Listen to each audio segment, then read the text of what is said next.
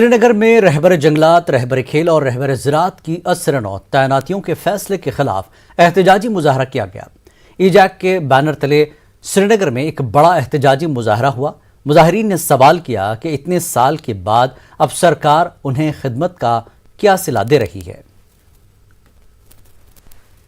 सरकार से कल एक आर्डर आया, अफसोसनाक आर्डर है, जिसकी रूह से जारी की सारी जितनी वैकेंसीज हैं उनको डिफ्रीज करके सर्विस सिलेक्शन बोर्ड को रेफर की गई। जब ये रेफर हो जाएंगे, जाहिर सी बात है जिनको रेगुलर होना है उनके लिए पोस्ट नहीं रहेगी और उनको आप टर्मिनेट करोगे। दूसरी बात, इनसे कहा गया आपको एज रिलैक्सेशन मिलेगी। क्या एज रिलैक्सेशन? जो 5 साल सर्विस करता है उसने अपनी एज की लिमिट भी क्रॉस कर दी है, वो कहाँ जाएगा? जिसने दूसरे महकमा जात में काम करते थे वो इन महकमों में आए इस उम्मीद के साथ कि यहाँ पर हमारी अच्छी हम सर्व करेंगे और हमें अच्छी सैलरी मिलेगी। उनके मुताबिक आपकी क्या राय है? हम प्रोटेस्ट पर हैं। जमहूरी तकाज़ों को मद्देनजर रखते हुए जो भी मुमकिन होगा हम सरकार को मजबूर करेंगे ये आर्डर वापस लेने पर। कोर्ट जाएंगे, सुप्रीम कोर्ट जाएंगे, जंतर मंतर पर जाएंगे और गवर्नमेंट ऑफ इंडिया को मजबूर करेंगे इस जालिमाना आर्डर को वापस लेने के लिए। पीपुल्स कॉन्फ्रेंस के सीनियर नायब सदर अब्दुल गनी वकील का कहना है कि हुकूमत नौजवानों के मुस्तकबिल के साथ खिलवाड़ कर रही है। उन्होंने रहबर खेल, ज़राअत और जंगलात के पोस्ट के लिए दोबारा इश्तिहार के फैसले को अफसोसनाक करार दिया। वकील ने कहा कि इस तरह के जाबिराना फैसलों से नौजवान असल धारे से दूर ही होंगे। तो गवर्नमेंट ने एक आर्डर निकाला है जिसके तहत जो प्रोफेशनल डिग्री होल्डर्स हैं, जो रहबर ज़राअत के तौर काम कर रहे थे उस स्कीम में, रहबर जंगलात में काम कर रहे थे, पढ़े लिखे हैं, प्रोफेशनल डिग्री होल्डर्स हैं, और उनको टर्मिनेट करना कौन सा इंसाफ? मैं गवर्नमेंट से पूछना चाहता हूं, एक तरफ आप कहते हैं कि जम्मू कश्मीर में हम रोजगार फराहम करने की कोशिश में हैं और कर रहे हैं, और दूसरी तरफ आप निकाल रहे हैं। ये तो बहुत ज्यादती है। हालांकि उनकी एक्सपीरियंस बढ़ गई है, कई सालों से वो काम कर रहे हैं और उनको साथ ये प्रॉमिस किया गया था कि उनको 5-7 साल में रेगुलर किया जाएगा, लेकिन बजाय रेगुलर के उनको निकाला जा रहा है। कांग्रेस पार्टी ने कहा है कि मौजूदा हालात से साफ जाहिर है कि यूटी में क़याम अमन का सिर्फ ढिंडोरा पीटा जा रहा है। जमीनी सतह पर हो रहे कत्ल व गारत के वाकयात से सरकार के दावों की कलई खुल रही है। कांग्रेस के एक वफ्द ने पार्टी सदर जी अमीर की क़यादत में वेसू माइग्रेंट कैंप का दौरा किया और एहतजाज पर बैठे पंडित मुलाजमीन के मसाइल से आगही हासिल की। रमन भल्ला, गुलजार अहमद, रमन मत्तू भी मौजूद थे। आज ऐसा वातावरण महसूस हुआ और पिछले साल भर से जो सिलेक्टिव किलिंग्स हो रही है और वो स्कूलों के अंदर जाकर मारा जा रहा है, ऑफिसेज में जाकर मारा जा रहा है, सिविल एरियाज में जाकर मारा जा रहा है, तो ये अगर यही मोदी साहब का नया कश्मीर है तो ये उसको मुबारक हो। हमें मुबारक है फिर वही पुराना कश्मीर जिसमें हम भाईचारे में सुरक्षा के साथ उठते बैठते थे, दिन रात घूमते थे। जो इनको अब घबराहट हुई इस तरह की सिलेक्टिव किलिंग से, उससे उनके उन चीजों का भी पर्दा उठ रहा है जो वो कह रहे थे कश्मीर में नॉर्मल से है। आज इतना बड़ा कौम जगह जगह पर, यहाँ हो, मटन में हो, शेखपुरा हो, जम्मू हो, दिल्ली हो, एक आवाज के साथ बोल रहे हैं कि हमें सुरक्षित जगह लो।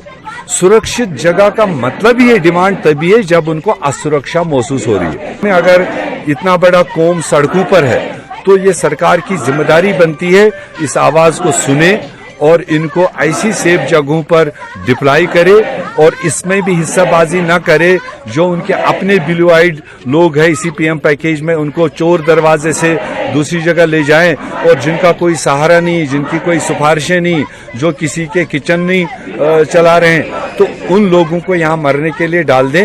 ये नाइंसाफी है।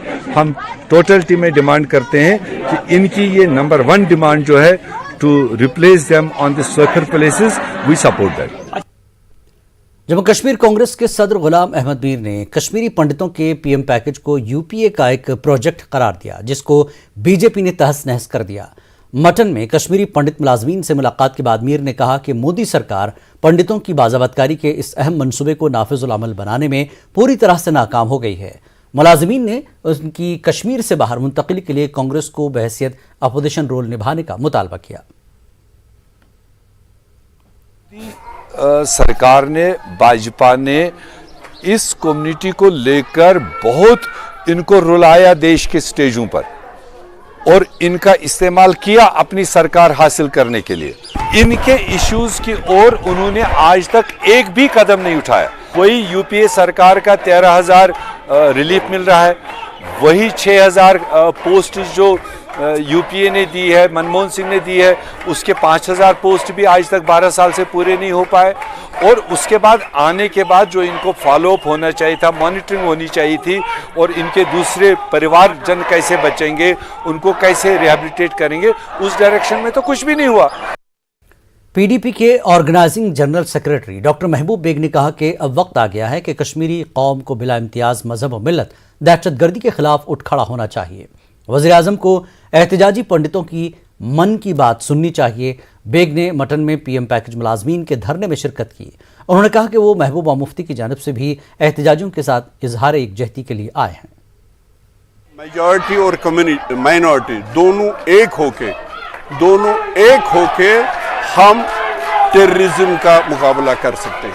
सर, कोई खास बात जो आप प्राइम मिनिस्टर तक पहुंचाना चाहें? हाँ, मैं उनको कहूँगा, आपने कहा था जान है तो जहाँ है, इनकी भी जान है, और उसके बाद आपने कहा था जान और जहाँ दोनों ज़रूरी है। मेहरबानी करके मोदी जी, आप जान और लाइवलीहुड दोनों का ख्याल रख के माइनॉरिटी मेजॉरिटी का ख्याल रखें। मेजॉरिटी को आगे आने की बात की आपने। जी, मैंने कहा ये गोल्डन अपॉर्चुनिटी है, गोल्डन अपॉर्चुनिटी है माइनॉरिटी मेजॉरिटी को एक होने का। इसलिए हमारा फर्ज बनता है, माइनॉरिटी हमारी अमानत है। जैसे रेस्ट ऑफ द कंट्री में हम माइनॉरिटी में हैं और हिंदू जो मेजॉरिटी में, उनका फर्ज बनता है कि उनकी हिफाजत करें। इसलिए यहाँ हमारा काम है माइनॉरिटी को प्रोटेक्ट करना, वहाँ उनका काम है माइनॉरिटी को प्रोटेक्ट। शेखपुरा बडगाम में कश्मीरी पंडितों का एहतजाज 11वें रोज भी जारी रहा। फिल्मसाज अशोक पंडित ने पंडित कॉलोनी का दौरा किया और एहतजाजियों से इजहार एकजहती किया। उन्होंने कहा कि कश्मीरी पंडित एक ऐसी कौम है जो हमेशा अमन पसंद रही, और जब इसी कौम के लोगों पर इंतजामिया शेलिंग और लाठीचार्ज किया तो ये बहुत तकलीफ है। उन्होंने एलजी को हटाने और यहाँ किसी कश्मीरी पंडित को एलजी तैनात करने की मांग की। जम्मू कश्मीर को यूनियन टेरिटरी बनाया और गवर्नर जो है बाहर से यहाँ पर आए, तो जिस तरीके से कश्मीरी पंडित लताड़ित हो रहा है या पीड़ित हो रहा है, जिस तरह से उनको ट्रीट किया जा रहा है, मुझे लगता है कि उनका भी यहाँ से तबादला होना चाहिए। कश्मीरी पंडित ने आज तक किसी पर पत्थर नहीं मारा, हमने किसी पे अटैक नहीं किया, हमने कभी किसी को गाली गलौज नहीं किया, हमने किसी को बदतमीजी से बात नहीं की, तो हम इस किस्म का बिहेवियर एक्सपेक्ट नहीं करते हैं और डिजर्व नहीं करते हैं। हमको जो 1990 में जो दुख हुआ था या जो हमसे जाती हुई थी, उससे ज़्यादा हमको हम आज महसूस कर रहे हैं। कह रहे थे डीसी बडगाम जो है उनका इमीडिएटली तबादला हो जाना चाहिए, उनको सस्पेंड करना चाहिए। जो पुलिस ऑफिसर, जो ये बहुत बड़ी त्रासदी है, you have no right to attack us. हमको म्यूजियम में मत रखिए कि देखिए बहुत कश्मीरी पंडित यहाँ भी हैं, वहाँ भी हैं, कुछ लोग चंद यहाँ घूम रहे हैं, इसका मतलब कश्मीर के हालात ठीक है। आप हमारा इस्तेमाल मत करिए। आज आपने हमको डिसीव किया है, आपने हम पे हमारी छाती पर, हमारी पीठ पर खंजर भोंका है, आपने हमारे विश्वास को तोड़ा है।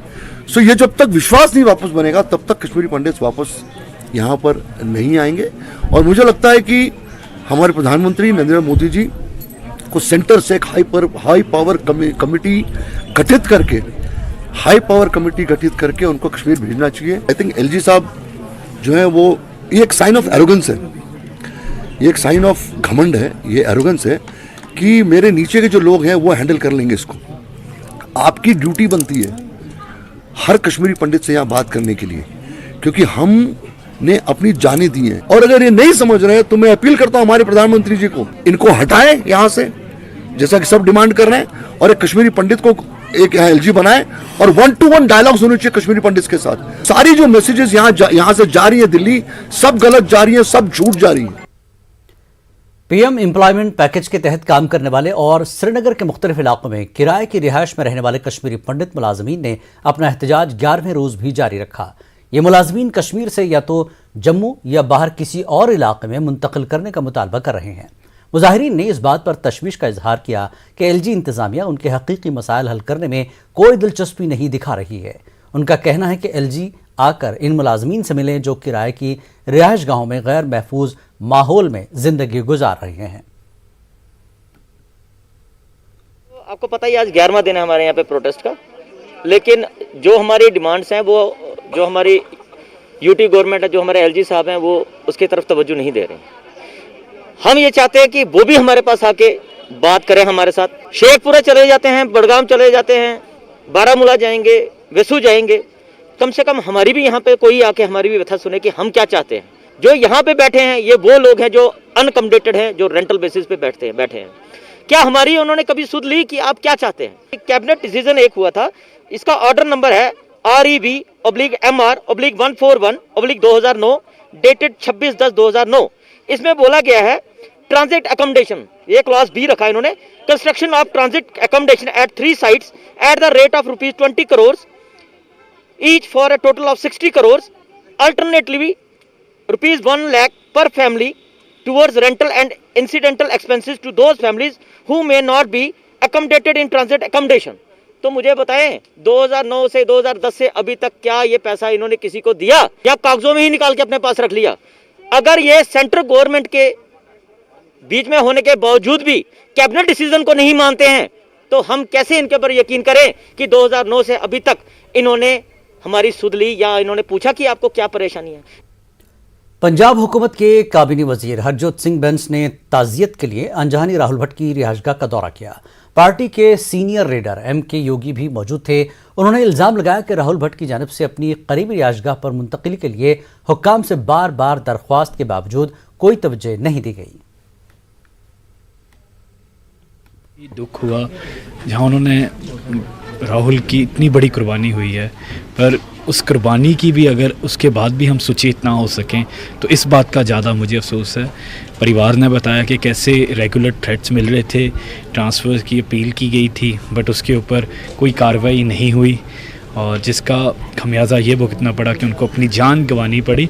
और ये भी बताया कि कैसे राहुल भट्ट वहाँ सब लोकल्स के साथ घुल मिल कर रहते थे, अपना उनका काम करते थे और जिसको बोलते हैं कि एक फेवरेट बॉय थे, पर इसी का शायद उन्हें खमियाजा भुगतना पड़ा कि बाय नेम किलिंग हुई है। जम्मू श्रीनगर कौमी शाहराह पर तामीरी काम पर लगातार सवाल उठाए जा रहे हैं। आज रामबन कैफेटेरिया मोड़ के पास लोगों ने नेशनल हाईवे पर भारत कंस्ट्रक्शन से DMR कंपनी को दिए गए काम पर हिफाजती इंतजामात के बगैर किए जा रहे काम को रोका। लोगों का मुतालबा है कि कैफेटेरिया मोड़ के पास बनाए जा रहे ट्यूब टनल का काम मजीद निजी कंपनियों को सौंपने के माजी की गलतियों को न दोहराया जाए। नेशनल कॉन्फ्रेंस लीडर आरिफ वानी ने अपील की है कि तामीरी काम के मजीद सबलेट पर पाबंदी आयद की जाए। जिन लोगों ने कभी डंगा नहीं बनाया उनको आप लगा रहे हो टनल बनाने के लिए। आप ये देखिए मेरे पीछे बैक साइड में है, मैंने इनको बोला ये काम बंद करो, एक तरीके से करो। यहाँ पे इंजीनियर्स नहीं है, इनकी टीम्स नहीं है, कोई आदमी नहीं है, कोई मेजरमेंट ये सेफ्टी मेजर्स नहीं है, कुछ भी नहीं है। और यहाँ पे काम लगा हुआ है और ये देखो यहाँ पे कल को ये रात को गिरेगा, सुबह गिरेगा, यहाँ पे लोग मर सकते हैं जैसे परसों हादसा हुआ। कंपनी खुद काम करे, क्योंकि कंपनी ने जब वो टेंडर भरा है उसमें पूरा लिखा है कि हमने ये टनल बनाना है, हमारे पास ये टेक्निकल टीम है। और उसके बाद उन्होंने आगे फिर सबलेट किया, सबलेट पे सबलेट हो रहा है, जिसकी वजह से जो है एक तो हमारा टैक्स का पैसा जो है वो लॉस हो रहा है और जो इससे हमारे लोगों की जानें जा रही हैं। और तीसरा कि ये लेबर लॉज फॉलो नहीं कर रहे हैं। जो यहाँ पे काम करता है, जो बेसिकली जो कंपनी को पैसे देने चाहिए अकॉर्डिंग टू लेबर लॉ और जो उनको सेफ्टी मेजर्स और इंश्योरेंस देनी चाहिए, वो OT देनी चाहिए, वो कुछ भी नहीं इनको यहाँ पे मिल रही है। डीसी साहब से भी ये रिक्वेस्ट करते हैं, LG साहब से भी ये रिक्वेस्ट करते हैं कि ये जो सबलेट का काम है इसको सबलेट को बंद किया जाए और कंपनीज को इंस्ट्रक्शन दिए जाए कि वो खुद आकर काम को मॉनिटरिंग करे और NH को मॉनिटरिंग करने की हदायत दी जाए, क्योंकि उनका कोई आदमी साइड पर हम नहीं देख। वक्त एक ब्रेक के बाद फिर लौटेंगे।